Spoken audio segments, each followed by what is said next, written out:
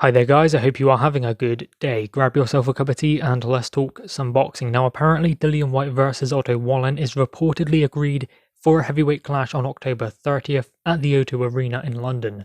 Now of course we know Otto Wallin from his performance against Tyson Fury, and I guess in some ways it was a good loss, although he was clearly outpointed by Tyson Fury. He caused that cut and maybe troubled him a few times during the fight, but other than that it was quite one-sided. Despite the cut and the position Tyson Fury was in, Fury still was in control of that contest, and I think that it could look closer than it was due to the fact that Tyson Fury did sustain that kind of injury.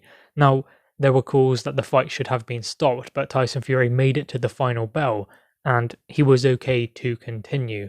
So if they would have stopped it, in some ways it could have been classed as a cheap victory because, as I said, Fury was able to continue, and he got the victory outpointing him, getting a decision. So he has had a good performance, I guess you could say, against Dominic Breazeale, but Breazeale is not really a world beater. He's a good fighter, but he is slow, he is cumbersome, and quite one-dimensional, albeit Otto Wallin got the victory. So he does warrant having a bigger fight, especially considering he raised his profile with the Tyson Fury fight and then going on and fighting a Dominic Breazeale. There was talks of other fights for Otto Wallin, but this one is an interesting one for Dillian Whyte because Fury has been there before, and it will be interesting to see how quickly Dillian Whyte is able to dispatch Otto Wallin, or perhaps this one goes the full distance as well. I think that Dillian Whyte is capable of stopping Wallin, although I think Wallin will stick in there for as long as possible. I just believe that Dillian Whyte's style might be too rough and ready for Otto Wallin because Tyson Fury, that was difficult for Wallin at times, but the power wasn't really there to finish him off, and Fury did have that cut, and he was trying to kind of navigate the fight. He was trying to conserve energy, and probably couldn't see too much out of that eye due to the cuts. So it was difficult for Fury to step on it and get the stoppage victory. Dillian Whyte is someone who's going to go after it. He's not going to want to sit back, and unless Otto Wallin can put a dent in him, it is going to be difficult for him to match Dillian Whyte when it comes to speed, power, and general ring craft. Because let's remember, Dillian Whyte has been in there and done it against Povetkin. He's done it against Oscar Rivas and Joseph Parker, Derek Chisora a couple of times. So he has been in there with top challengers, and he seems to come out on top. I know that he has that defeat to AJ and Povetkin. The Povetkin one he did put right in the rematch.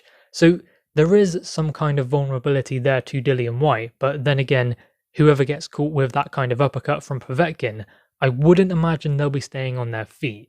And with Anthony Joshua caused him some problems, and that was back at British level. So things have changed since then. Dillian Whyte has developed. I believe that this is a good fight for him because it's not an easy fight, but it is one you would fully expect him to win. And I do have to say I like it better than the Jermaine Franklin fight. I like it much better than the Areola fight and more than the Charles Martin fight. Those three opponents were the ones in consideration for that October 30th date. It seems like now it will be Otto Wallin, and that's a much better choice because I believe he has proven himself a lot more at that kind of level. In some ways, I mean, Charles Martin was a world champion, but when you look at the way he won the championship, then that can be called into question.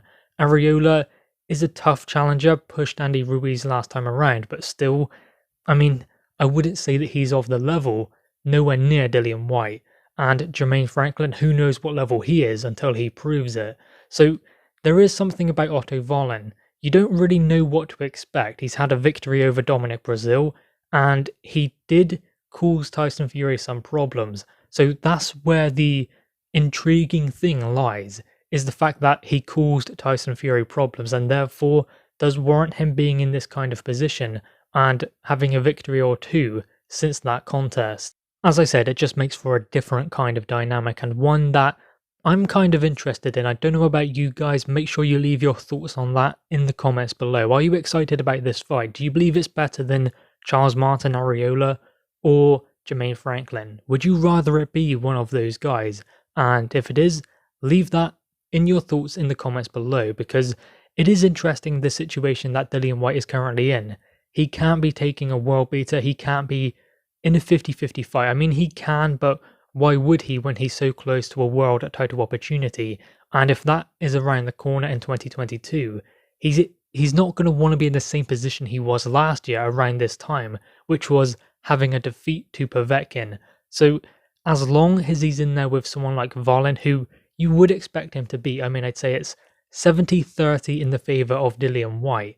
As long as he's in that kind of fight, then he is well on track for his world title opportunity. I mean, Tyson Fury is talking about fighting him in December. Who knows if that will happen? Maybe Tyson Fury will fight David Haye. You never know with Tyson Fury. You never know in the heavyweight division. So anything can happen. But Dillian Whyte, it is important that he stays on the track towards that world title opportunity.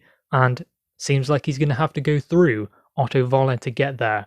Anyway, guys, this is just reported at the moment, not 100% official and announced, but it seems like this is the fight for Dillian Whyte. Anyway, drop your thoughts on this in the comments below. Also leave a like and grab that subscribe button. Thanks, guys.